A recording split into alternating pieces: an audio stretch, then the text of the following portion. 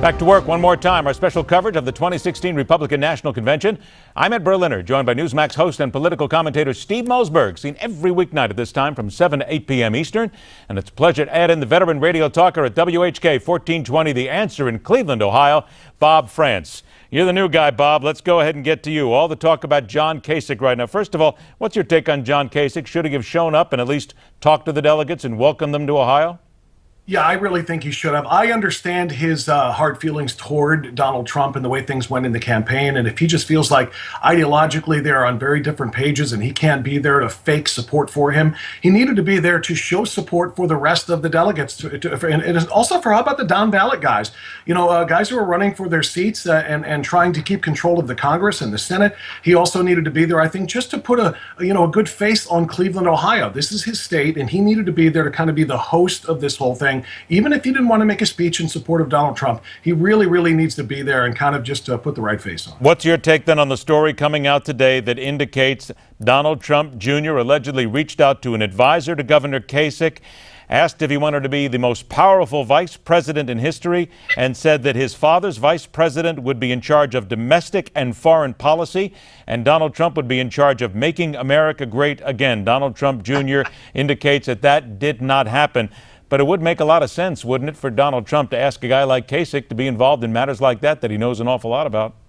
Well, you know what it does is it worries the living daylights out of me, because you better believe that the Clinton campaign is going to make huge use of this, because it's indicating, if it's true, and the allegation really is all it takes for them to use it, is that Donald Trump doesn't have confidence in his own ability to lead. If he's going to put Kasich in charge of both domestic and foreign policy, what are you left with? Obviously the generic hashtag of Make America Great Again.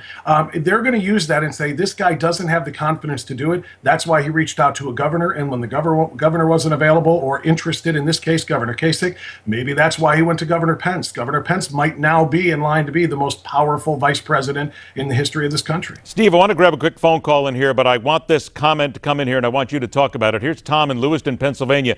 Tom, you believe that Donald Trump should not let Marco Rubio and or Ted Cruz speak tonight. Ted Cruz is scheduled to speak tonight. Why shouldn't he allow him to speak? Lion Ted and Little Mario and Mr. Kasich are not going to bring anything to the table to help Mr. Trump. I don't understand why he's allowing those two. And Kasich, he could go to heck as far as I'm concerned. They're all in it for themselves. They're not going to bring anything positive for Mr. Trump. All right, Steve, to you. Why should then Donald Trump allow anybody to speak, especially when he's made fun of them, he doesn't like them, and they have also talked against him in the past? Well, I didn't hear what the caller said after he said Little Marco. I lost the call somehow. He basically said that there's no way that Donald Trump should allow them to speak. If they're willing to speak, this is supposed to be about unifying the party. And I welcome Marco Rubio, who will speak tonight. I welcome Scott Walker, who will speak tonight. I welcome anybody and everybody. As for John Kasich, first of all, that story is bogus.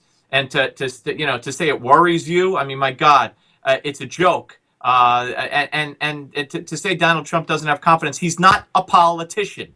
Of course he's going to reach out, probably more than any other president, to those people that he surrounds himself with. And he will surround himself with the best. But that whole quote, that whole self-serving, nonsensical quote from a self-serving narcissist like John Kasich is bogus. And by the way, it didn't come from John Kasich. It did not come from John Kasich. It came to a Kasich advisor who spoke on the condition not to be named in the article. Well, of course. So I'm speaking under the condition of anonymity. What does that mean, Ed? Who the heck is it? It's made up, and it's a joke, and it's made to make Trump look bad, when Kasich is the narcissistic crybaby who won one state and thinks he's entitled to something. I don't know what he thinks he's entitled to. Let him not show up and let him go away. Bob, I got about a minute left here. What are the people in Ohio saying about the eventual Donald Trump speech tomorrow night and what they want to hear? Well, let me jump on that for just a second. I don't know if it's true or not, but the reason, like I said, it scares the daylights out of me is because it doesn't have to be true for the Clinton campaign to use it, and they will use it. All they'll do is push on that and say Trump wanted somebody else to do this job for him while he just stood there and took the credit for it,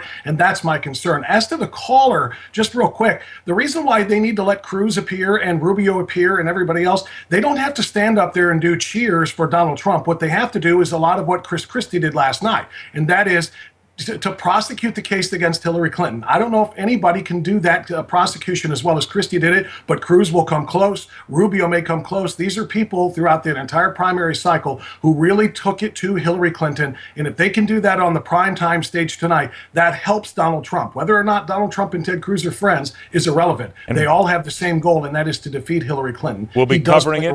We'll be covering it. We'll be watching the speeches. We're all out of time tonight. Bob Frantz, 9 to 11 a.m. Eastern Time every weekday at WHK 1420, The Answer in Cleveland.